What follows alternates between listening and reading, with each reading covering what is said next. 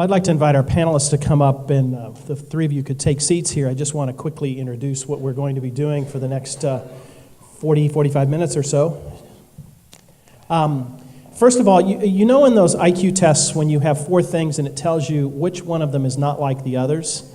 Well, that's me. I'm not an artist.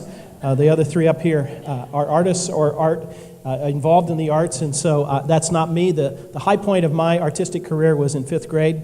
I painted a rooster. We had a little art exhibit in our local school.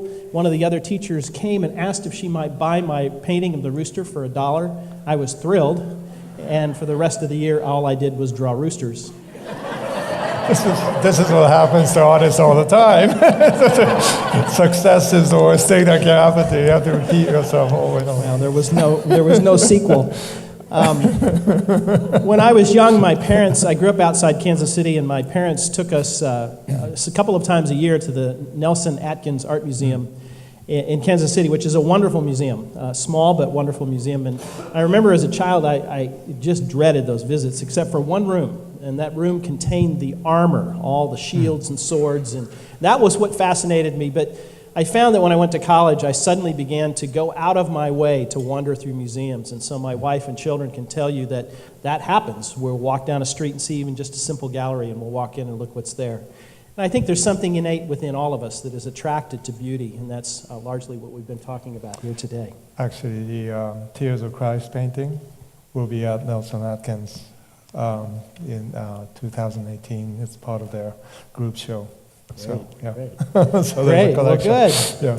Well, let me introduce you've obviously met Mako this morning. Let me introduce our other 2 panelists. To Mako's left is Denis Haack. Denis is the co-founder and director of Ransom Ministries, which is a ministry designed to help Christians be discerning and faithful in the arts, in a pluralistic world. He's a writer, a professor, editor. And there is one fun fact I learned about him this last week, and that is that he spent a few years living in a Christian commune. So if you want to ask him about that after, you can. It was a long time ago. Yeah. And then to his left is Sharon Sampson. Sharon is the director, president, I don't know what you call yourself, of Open Book, which is a communications organization built around telling stories that matter. She's a Princeton grad, has been in this world, both in the for-profit and not-for-profit world for about 15 years, and has worked with organizations and, for example, churches like Christ Presbyterian here in town, Redeemer Presbyterian in New York City, along with other missional organizations like Pulse and the Gospel Coalition. So each of them have a different way of interacting and relating to the arts. And I would like to start with a question. I have a different question for each one of you, and I want to start with you, Mako. How do art and beauty feed our souls? The first chapter of my culture care book is the story of my wife, reminding me that beauty does feed our souls, and how I failed to see that early on in our marriage. I'm embarrassed to admit that she was the artist, and I Could you briefly tell that story? It's a beautiful story. So we were married. I met her first day of classes at Bucknell University as undergrad, and we got married soon after we graduated, and we were in Connecticut. She was getting her master's degree in marriage and family therapy, and I was teaching at a special ed school afternoon program. And so we had very little to live on, and lived in a little apartment. And every Friday it seems like you run out of money somehow. And so this Friday I was kind of disgusted with myself because we didn't have anything in the refrigerator, and I had zero cash, and so I was kind of at home sulking. And my wife came home with a bouquet of flowers, and I got upset with her because I said, honey, we could have used that $5, And she said, well, honey, we need to feed our souls too.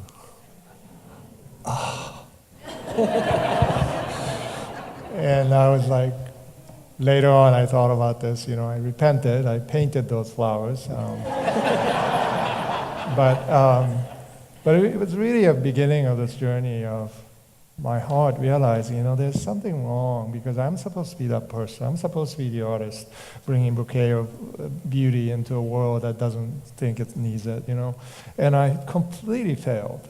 So what was going on? And I began to examine myself perhaps deeply, and as we traveled to Japan together, we kind of, that simple act of generosity opened up something in me that I believe led to later on realizing that Christ is the master. He is the bouquet. He is the one that came, even though we want to reject that beauty, because we look at the cross and we say that's not beautiful.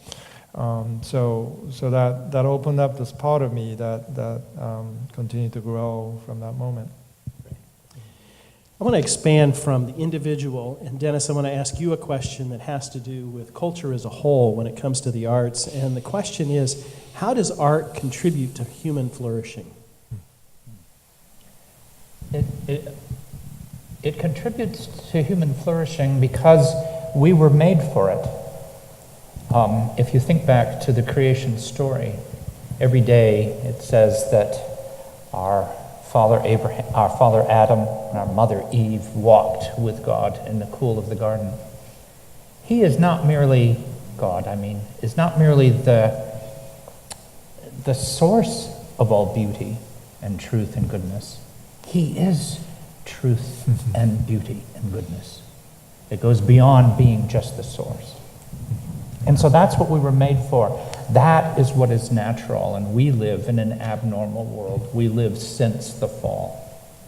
And so it seems to me that when there is something of human creativity or the creativity of God and creation, something of beauty, it triggers a natural yearning, a natural homesickness.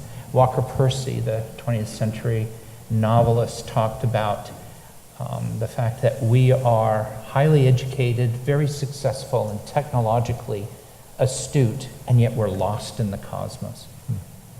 So that yearning for home is a true yearning of something that has been lost. And so in a very real way, when those things are brought back into our lives, in art, in nature, in creation, something touches us extremely deeply. We don't have to be a believer, Christian, to sense that. It's because we're human. Great, thank you. Sharon, I know you're going to push back on this question, but I'm going to ask it to you anyway.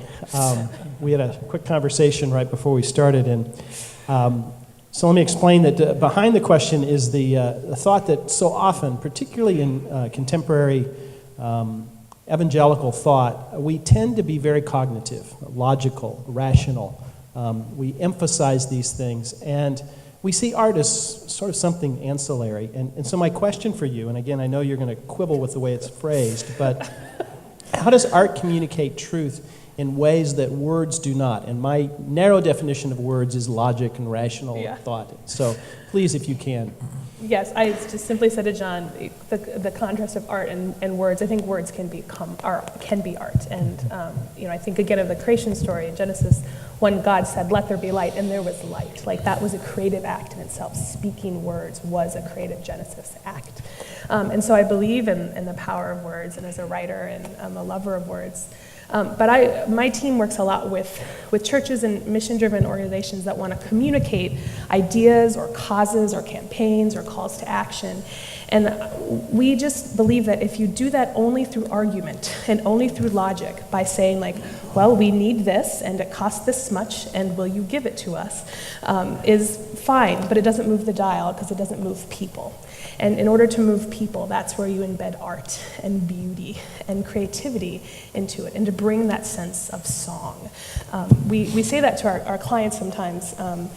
I've listened to Tim Keller, pastor in New York, give this great sermon on Genesis 1 and about how Genesis 1 is a song, and there's repetition and there's cadence and there's stanzas to it. And then it's different than Genesis 2, which is just a historical recounting of sort of events. And Genesis 1 has that sense of song into it.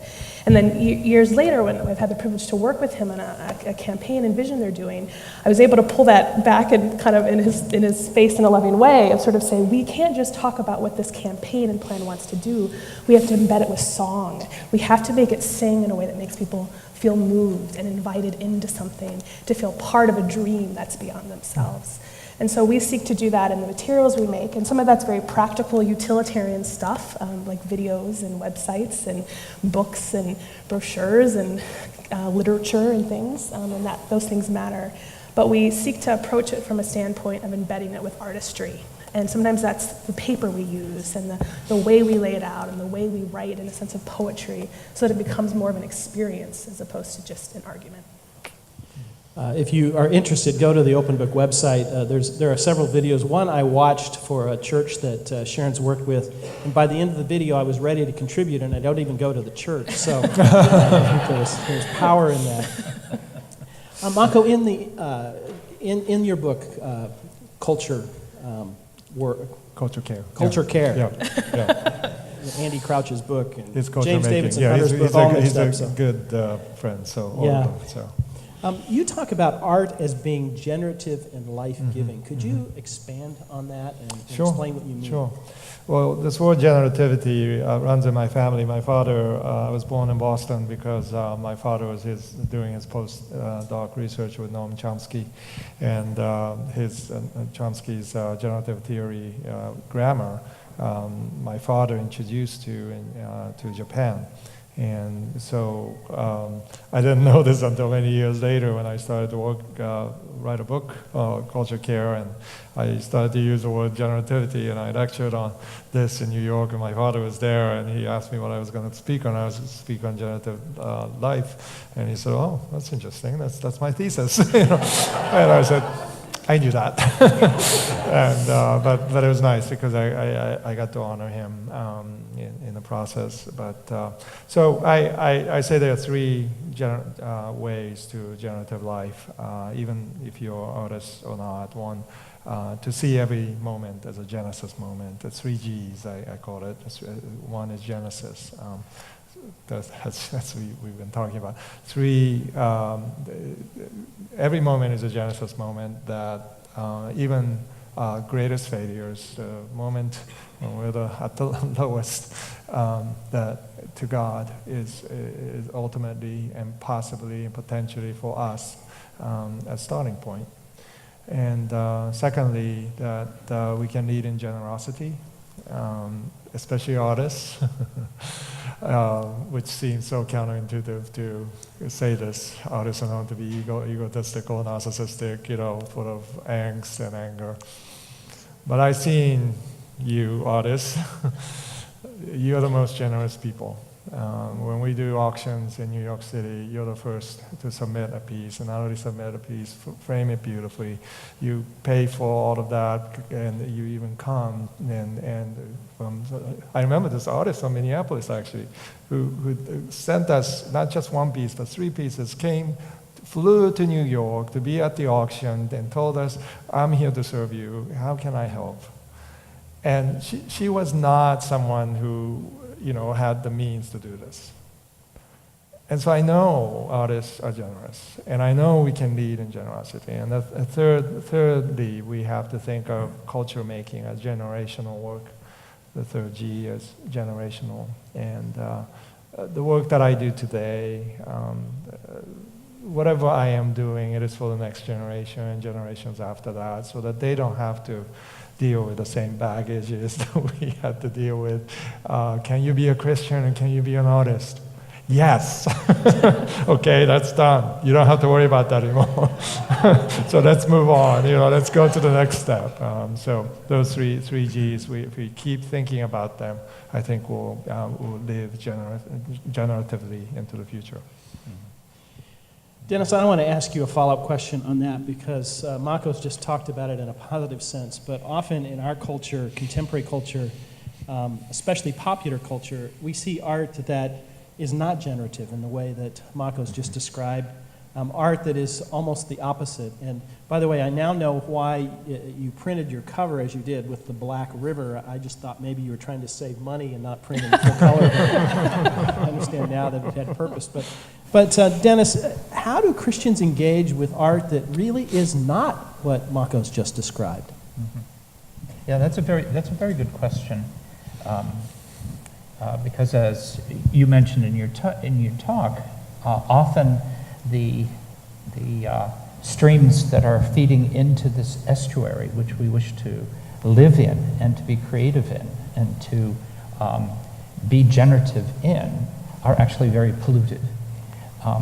And I think that every time we go into a gallery or a museum, or we go to a movie, for example, if you're talking about popular culture, there's two questions that tend to come to people's minds. The first one is, do I like it? And it's a natural question, and that's usually the thing that people ask us. If they find out we've seen the latest Terrence Malick movie, they will say, did you like it? One of the things I tell my students at the seminary when I teach on film is, I don't think it's a very important question. And particularly for the Christian, I'm not even sure that God cares very much, okay, in one sense. I think the important question is, do I get it? Do I understand? And that's where we can learn to ask questions, and where even some of this art, which is not particularly generative, can become a point of contact with our neighbors, can become a window of insight into their heart of hearts, into their fears. We live at a time in our society, this election cycle is showing how many people are angry and afraid.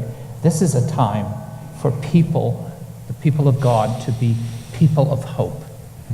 We're not tossed around by pessimism or optimism, because yes, I care about who is in the White House, but it's not the ultimate issue to me, because Christ remains on the throne. And therefore, regardless of who wins, my calling remains the same, to be faithful before him. So it seems to me that to have this point of contact, to have this window of insight into those that think and believe differently than me, is actually a great gift. I'm now a grandfather, and now my grandchildren are getting old enough that they're beginning to have their own tastes in music. And some of their tastes in music is not particularly mine. In fact, my granddaughter, who's come to live with us now, I said to her, what are you listening to right now? And she said, oh, Grandpa, it's not your kind of music. And I said, well, what I'd like you to do is I'd like you to pick out the one album that you listen to the most, that seems to touch you the most deeply. What is it? And she told me what it was. She said right there on the spot. I'd never heard of the group. And the album is called, let's see, I'll have to think about that. And Call your daughter, granddaughter. yes, Filled with Blame, Laced with Shame. That's the name of the album. Now, I immediately ordered it and got a copy, and I've listened to it for hours. Now, I can't have it on when I'm trying to be creative in my writing, okay? It is, how do I say this? It's distracting to me. It is. And she would say, Grandpa, you are old. And I said, that's right. No argument there. Now, I want to understand that music because I care for her. I want to hear what she hears. I want to continue to have conversations with her. So, is that album fully generative? Well, there is creativity in it. It took me a little while to even figure that out, but it's there. I do think it's not fully generative in any stretch of the imagination, but it's an important album for me to embrace as a Christian. Does that make sense? It does, it does. I want to ask a question. This may be an unfair way of dividing art, but I think that sometimes, my experience in the contemporary church is that we have tended to use art in utilitarian fashion. We've tended to want our buildings to be nice because we don't want them to be offensive to others. We want to put nice pictures in our brochures because that at least makes it look nice. But we really haven't embraced art as art. And I don't know if that makes sense, but the question that I have, and I'll start sharing with you, but I'd love for each of the one of you to weigh in on this, and that is, why does the church need art, not just in a utilitarian fashion, but for something more? Yeah, I think if you separate function from form, then you're undermining both. And so the idea of beauty and art elevates the function and utilitarian purpose of something. I was listening last night to a podcast with a designer based in New York who's not a Christian person, a secular person, named Stefan Sagmeister, who's just a really world-renowned designer. And he was talking about really the importance of beauty and like making a rallying call of like, we're losing this in design today because we're so focused on, Silicon Valley, so focused on just functional, make things functional, and missing the sense they need to be beautiful. And he gave the example in New York City, there's an elevated old railway that's been turned into a park called the High Line, that maybe many of you have been to. It's 1.5 miles of just elevated outdoor public space to walk, and there's art and the landscape and all of it. It was just beautifully made. It is a beautiful, beautiful park. And when they made it, they were worried that it was going to be a hotbed of crime because there's minimal access points to it, and so they thought there was going to be a lot of crime that would happen in this park, and it felt risky. But so much energy was put into making it beautiful. So this park, which serves a purpose in a city, was laced with imagination. So it was a combination of civic imagination and beauty. And there has not been one incidence of crime since that park opened in 2010. And they attributed that to that it's beautiful and that it somehow brings out the core of our humanity, that we were created for that. And it creates connections between people. It creates connections with nature, connections with ideas and imagination in a way that brings out the common good, in a way that brings out the best of our humanity and what we as believers believe that is in our very DNA, that God's fingerprints within us. And so I think that is true then in all ways in which we create art, that it function utilitarian. Again, we make brochures and websites which they need to solve a problem. We don't believe in making things pretty just for the sake of pretty. We believe in solving problems and communicating ideas and moving people to action or engagement. But if you separate it from the sense of beauty and an experience, you're both undermining the function it can serve, the way it can move people, and the power of creativity. Dennis, why do you think the church needs art? If I can push back on your question just a little bit. Good, it's not just Actually, me. I think a lot of the art which appears in those brochures is not nice. It's actually quite poor.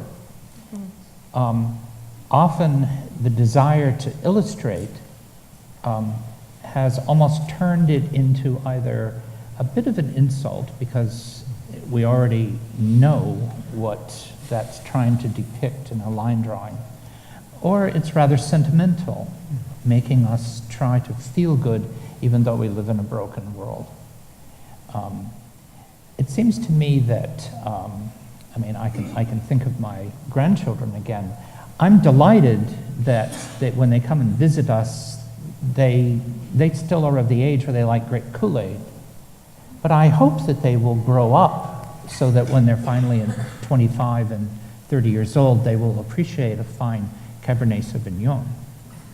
I hope that I grow, even though I'm now in my late 60s, continue to grow and mature in my appreciation of truth and beauty and goodness. These are all issues of maturation, of coming to appreciate on a deeper level. Your art, Mako, is an art which I think some Christians would not appreciate because they haven't learned to read that art. They haven't learned the language. And so I think that helping the church realize that human flourishing means maturing in every area of our lives so that we come to appreciate the caterpillar and the goldfinch and the piece of art in deeper and deeper ways. That maturation is a great beautiful experience just in and of itself. So I think we need art in the same way that we need truth. And actually, if you set aside the pagan Greek notion which tended to be very reductionistic and reduces it down to three categories which are separated out: truth, beauty, goodness. And I understand that that can be helpful for discussion purposes and so on. But if you turn to the wisdom tradition that Jesus inhabited, which is found in the Old Testament, they're a very different picture. In fact, there's very little about beauty in the Greek sense in the Old Testament. It's all glory there. The words actually are related to glory because it's a personal word. You want to know what beauty is, according to the scriptures? You must know God. You want to know what truth is? You must know God. Same with goodness. So it's a personal thing. And thus we actually lose something of our maturation in Christ, it seems to me, if any of these areas are cut off from us. I led a small group for a long time. When we lived in Rochester, Minnesota, there were a number of physicians in it, and about once every 3 months or so, I assign a short story. It's mainly Bible study, but then we'll spend an evening reading a short story. And one of the doctors said, "I don't have time to read fiction. I just do not, just tell me the point of the story." And I said to him, it was a Flannery O'Connor story, "Tell me the point of the story if you have read Flannery O'Connor." And I said, the point of the story is the story. You can't, to turn it down to a motto actually does destruction to it. So it seems to me that some of this is an educational issue, having our theology be actually more fully informed by the richness of Scripture.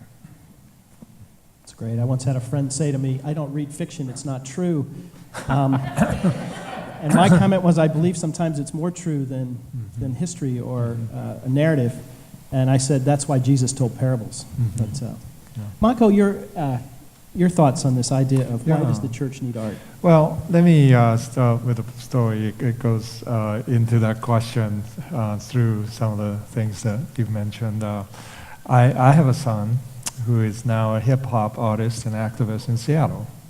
Now, CJ, when he was growing up, he was the only one growing up that we had 3 children. He's the middle one, and he was the only one given permission to listen to anything he wanted as long as he shared that music with us. Now he was 12. Of course, Eminem was coming out. So he started, he said, "Hey, Dad, just be ready because this is not the kind of music you would listen to." But I think there is something new here, and I've been skateboarding in Brooklyn. I hear the rhythm of what Eminem is doing in the streets. I sense that there's something new happening. What turned out to be hip hop and rap, movements. And I said, "Okay, CJ, I promised, So I listened to the non-explicit version. And I'm like, my goodness, this is still like really intense, And then CJ came to me, Dad, you gotta listen to the whole thing. You can't just filter, because this is what you hear in the streets of New York City. It's like, okay, CJ. Started listening to Eminem, and I was like, whoa, And then I started to hear the rhythm. And I would go out where he would skateboard, and I hear it in the sound of Brooklyn Bridge. I hear it in the streets, skateboarders, in their unique ways, they'll skirt the authorities and bumps, and they have this deft way of navigating this brokenness in the city. And I maybe understood something that I would not have understood. Now I know in my book, Culture Care, I have a whole chapter on him. It's a gift from him to you, because he is not someone that will be comfortable maybe in a church setting like this. even though he has faith. But he gave me permission to share his story because this is what can potentially happen to our children, right? This is the path that God will lead them to, and our job as parents is to help that child, walk in that path, not the way that we want them to walk, but be alongside them. And so, this is our training. Train a child in the path that you should walk, not the way we want them to walk. So I have a chapter on wrestling. It's one thing to be an artist, it's another to be a father of one.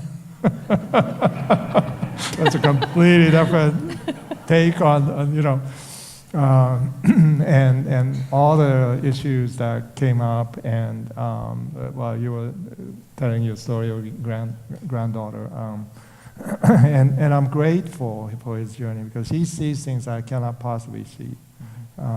He was trying to convince me why Bernie Sanders is the candidate, and I'm just as far to the other side as possible. But I understand, the reality of that generation, what they're reacting to and what they're hearing, and it's just as important as ours, right? At the very least, we have to say that it's worth listening to and the pulse of what they're hearing.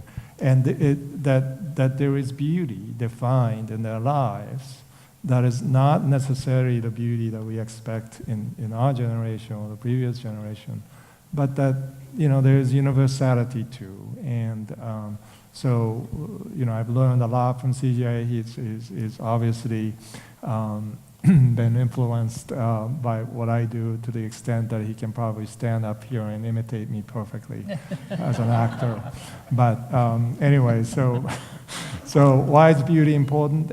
It's because beauty is generative. Beauty is part of love of God that moves into the world, and it moves beyond even our capacity to define beauty, right? And we try to reduce it. We try to even commoditize it, but that's not what beauty is. Beauty is a movement that moves into the world, into the margins, and often it's our children and our grandchildren that can be the receptors of that. Well, we would like to invite you into the conversation, and let me just say that we have microphones in each of the aisles. You will not be able to ask a question unless you come to the microphone, because we want everyone to benefit from your question, as well as we'd like to record it. But so if you have questions, please come to these microphones that are in each of the aisles, and we'd like to invite you to ask what you would like.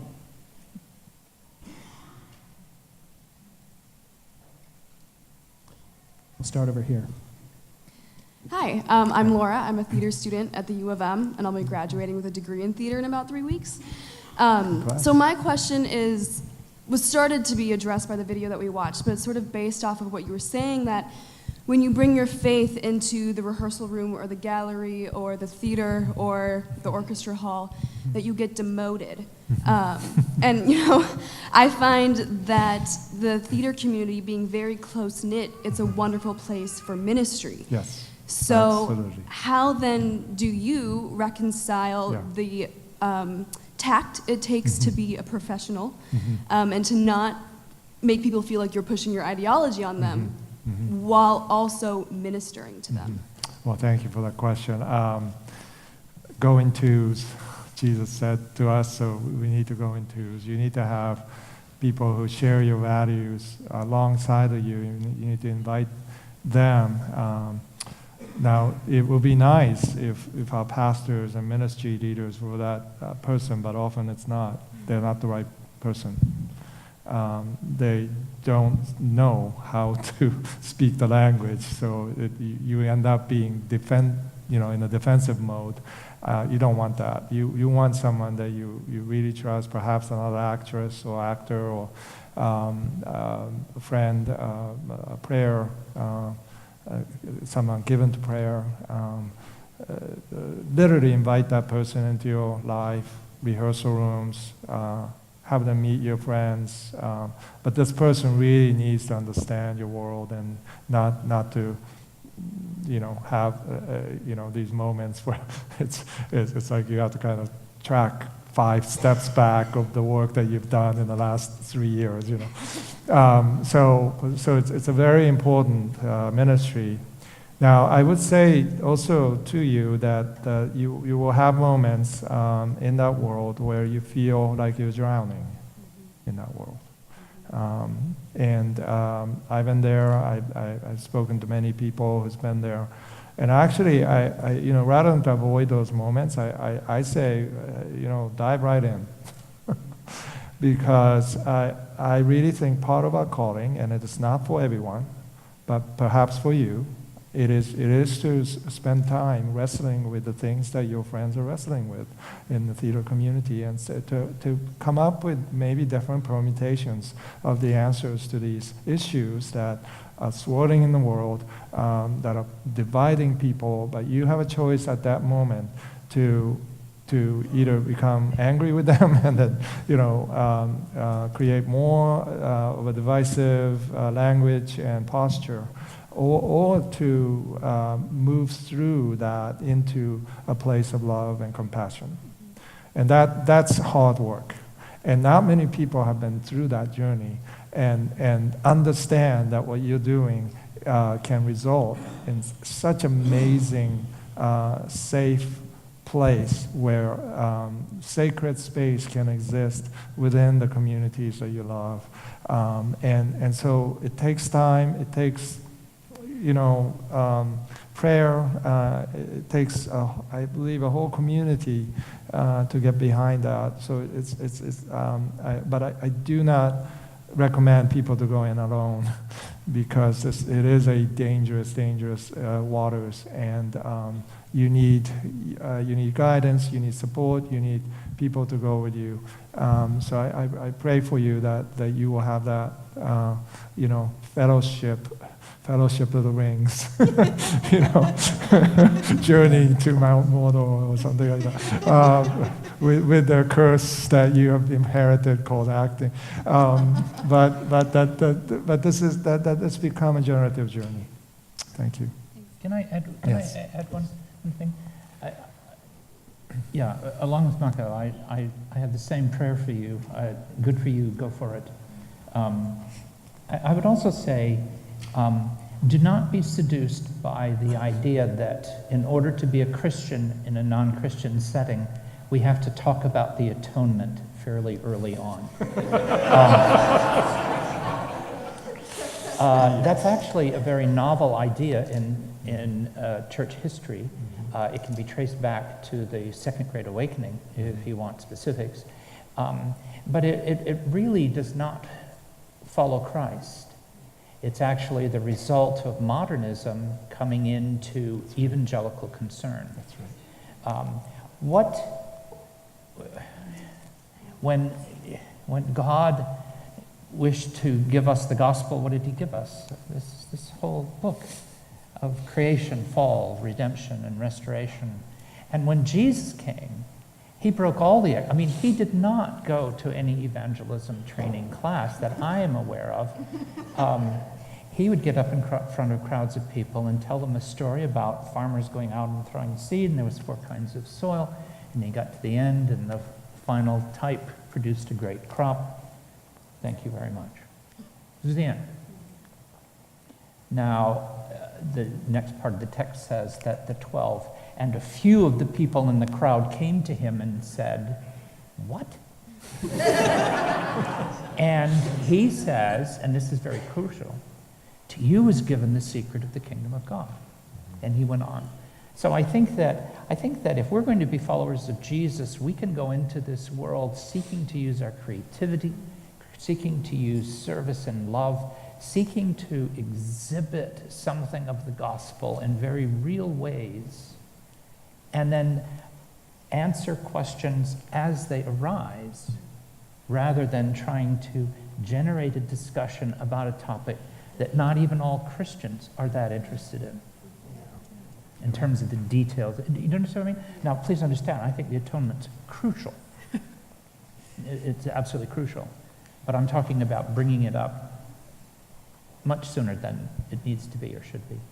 And in any field you're in, whether it's theater or a hedge fund manager, to embody gospel values of hope and generosity and care and compassion, that is in a way bringing forth the gospel. I'm Leif Solberg, and I'm a proud member of City Church. I've found this morning really inspirational in many ways.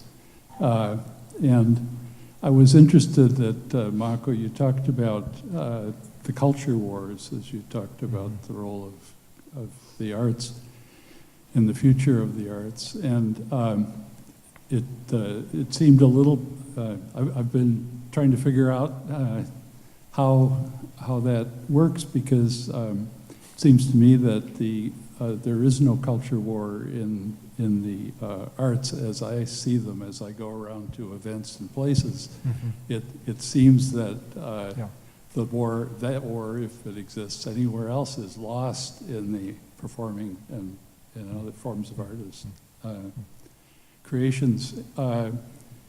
And so it's inspirational to know that there indeed is some Christian hope there. But what my question for you all is, it strikes me that the basic secular, materialistic, naturalistic worldview is an extraordinarily sterile background on which to build any of the arts.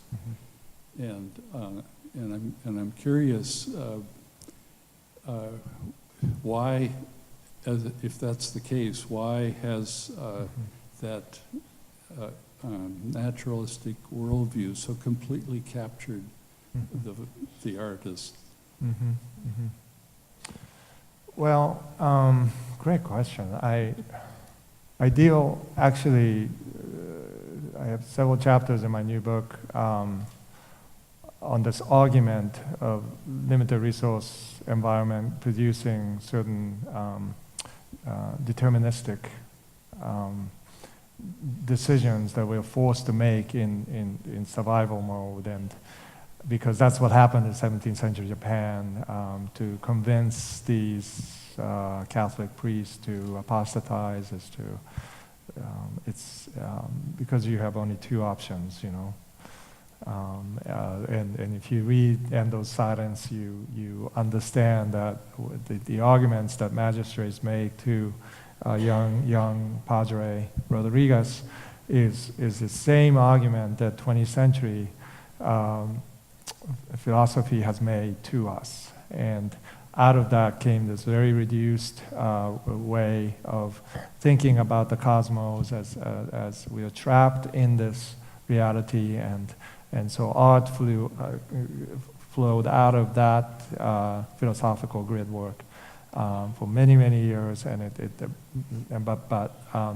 what I say is that artists tend to move beyond that, and they voice, perhaps in alienation, this lostness in cosmos that we are all feeling, that is true and that is present in our lives. And so in a sense, the arts are the greatest apologetic to the counter-argument, provides a counter-argument to this reductionism, materialist argument. But Christians fall into this all the time. You know, we have these debates between atheists and theists, right? We go to them and we listen to these, who's going to win, you know? It's just like presidential debates, who's going to win, you know? And we forget that, you know, God doesn't need the best. You know, God is not looking for us to defend him. That's silly. Like, before God, there was no existence. You know, not only, right, we're trying to defend God and say God exists, you know, here are the reasons. But like, no, God, the very existence of existence would not be without God. There's no reason why you should have to defend this. So, but artists can speak into that kind of this bipolar reality that mostly it's the Christians that have promoted this, as you know. I mean, this, if you read Emily Dickinson, you see the fault lines developing as she's writing. This great second great awakening is happening in her hometown in Amherst, and she realizes that modernist tendencies to reduce, to mechanize, to industrialize everything is pushing her out of the mainstream reality, that she can no longer participate in it. So it began in a sense in the church for her. And then she realized that she could not be part of this world, so she became reclusive. She became reclusive for all other reasons, but she was writing poems that spoke into the divide that she knew that the world, especially her world, would not be ready for. So she spoke into the void, she spoke into the future, and she didn't tell anybody she was doing this. This I told people, this is the most anti-purpose-driven life, because she didn't tell anybody that she was writing poems. She didn't even know. She didn't, her sister Lavinia had no idea that she was writing this amount of poetry. Didn't know how good she was. This was just not on the table when she passed away. So what happened there? Vincent van Gogh on the other side of the ocean is doing exactly the same thing. He wanted to be a pastor. He wanted to be an evangelist. He wanted to preach the gospel. His church wouldn't allow him. So he ended up in coal mines of England. And that's when he learned to sketch, because he saw through his compassion something in genuineness of the potato workers and coal miners, and he began to sketch them, and he realized, oh my goodness, through my art I may be able to create parables of my time that can speak about the glories of God, the Spirit breaking out from the darkened church into the starry nights of our existence. This is what artists do all the time. So the important thing is, let's look at examples of artists, learn from them. Let's listen to them today. Let's go out and find examples, and they're everywhere. And if the culture says beauty is out, there are artists like me who intentionally transgress against that, right? So that's and there are many examples of this. And so the pundits, the critics, they're not very trustworthy to follow. So, anyways. Yes.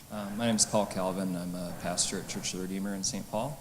And I really was encouraged by, Mako, your words about creative excellence. But I was thinking from Ecclesiastes, it says that better is a handful of quietness than two hands filled with toil and striving after wind. And just was curious, in your experience, how has your creative pursuit, or your pursuit of creative excellence, been done from hands full of quietness?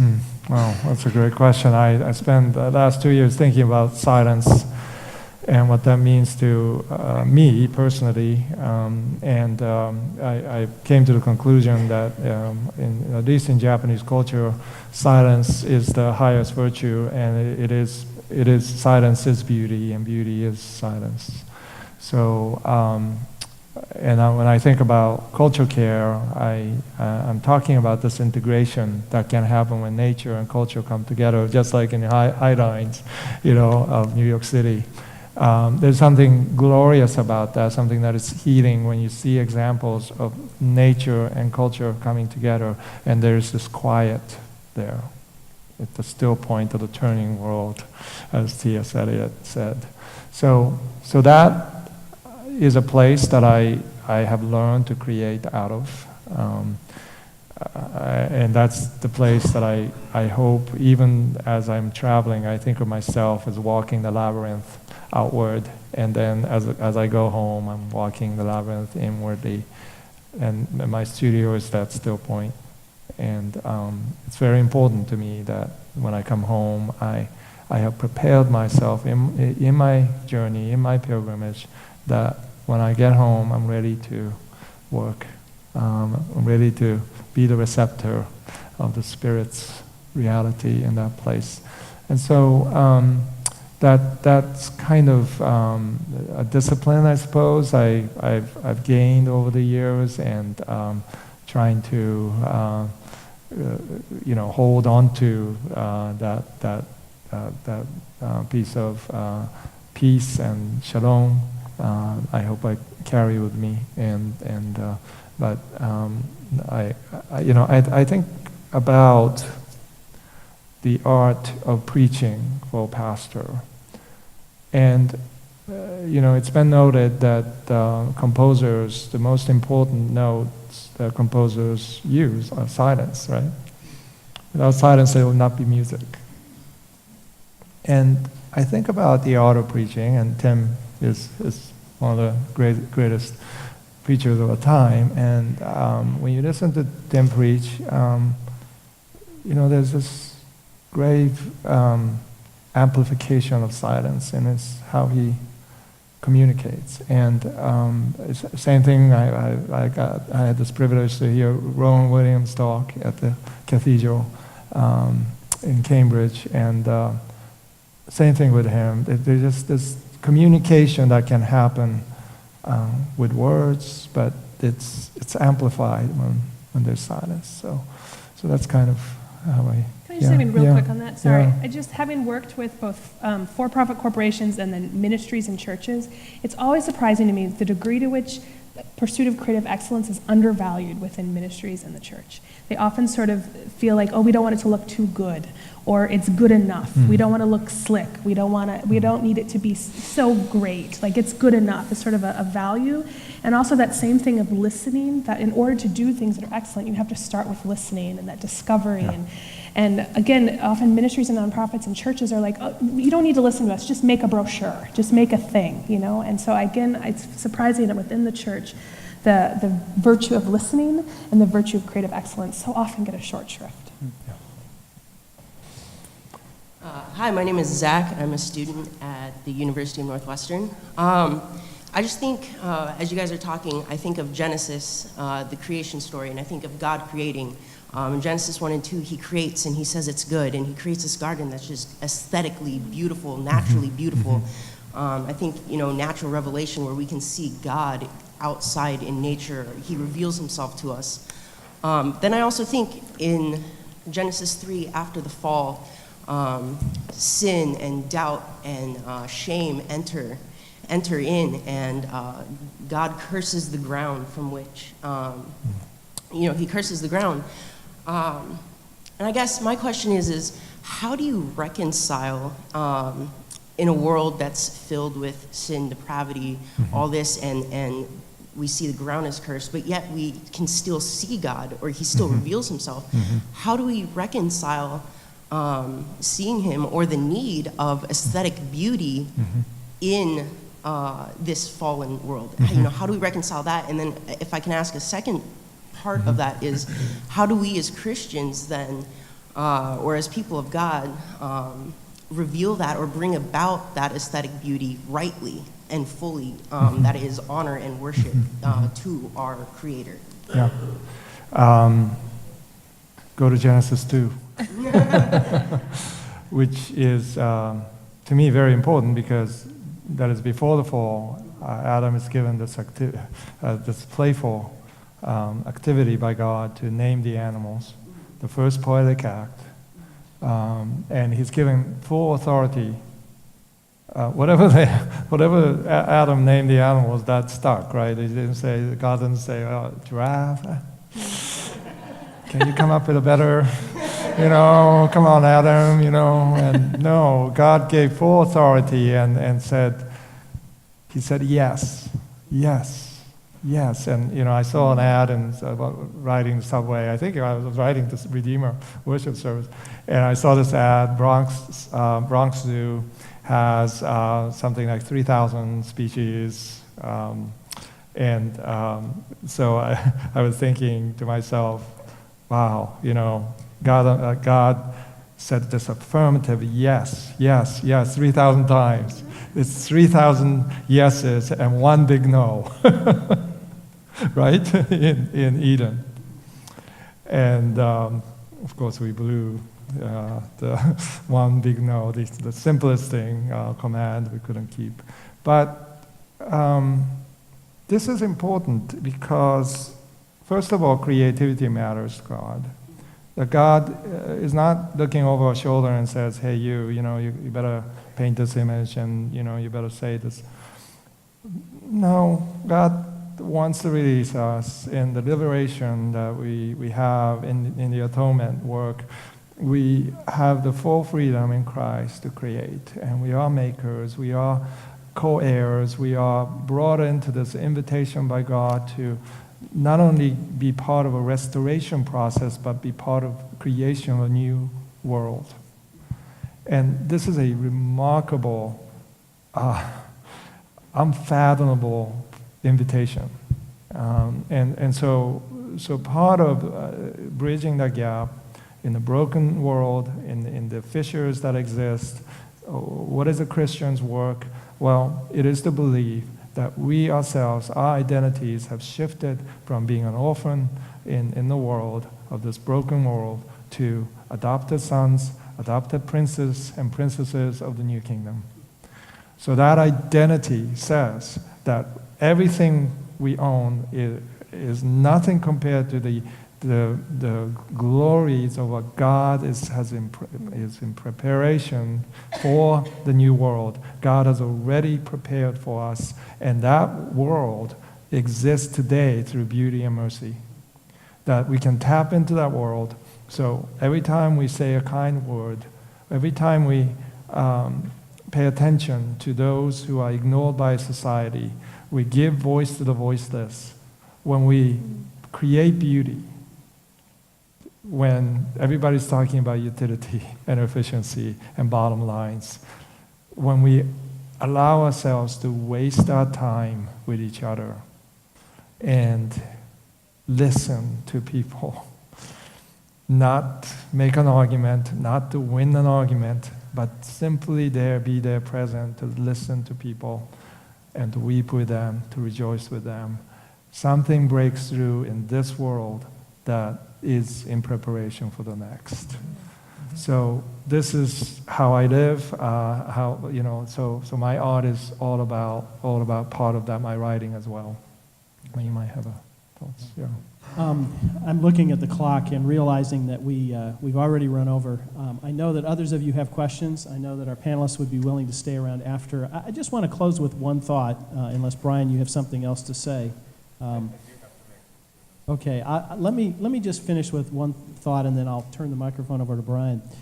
City Church is 11 years old, and when we started, I contacted an acquaintance of mine who's the lead designer in an architecture firm here in town, and I asked him the question, how can we as a church cultivate and partner with the arts as we become a community of faith? And he gave a number of suggestions, all of which I've forgotten. But at the end, he said, can I share a dream with you? And he said, what if the church returned to being the art galleries of our communities? Because it once was. Yes. And that's an important question, and that we could ask the panelists, but maybe it's a question we could all leave with. How can we be a community of faith in our particular local congregations and communities and help the church return to a role in the creative arts and leading and patroning the creative arts in ways that perhaps we're not only galleries, but studios, place of making. Yeah. Mm-hmm. Brian. Well, thank you all for that stimulating panel. Sorry we don't have time for more questions. I do have the winners of the books, Lorna Beth and Laura Clausen. So if you want to come up afterward. Tonight at 7 o'clock at Trinity School, River Ridge. This is public, right? Mako is in town actually doing several things. Northwestern yesterday? Yeah. And with us this morning and then this evening at Trinity School. in the north side of Egan. It's nearly Mendota Heights. Mako will be giving a lecture for the Trinity School Arts Festival. And so if you'd like more information about that, John, would you raise, yeah, see that man. Thank you all so much for being here. Again, the panelists would love to take more your questions that you didn't get answered, but let's give everybody a round of applause.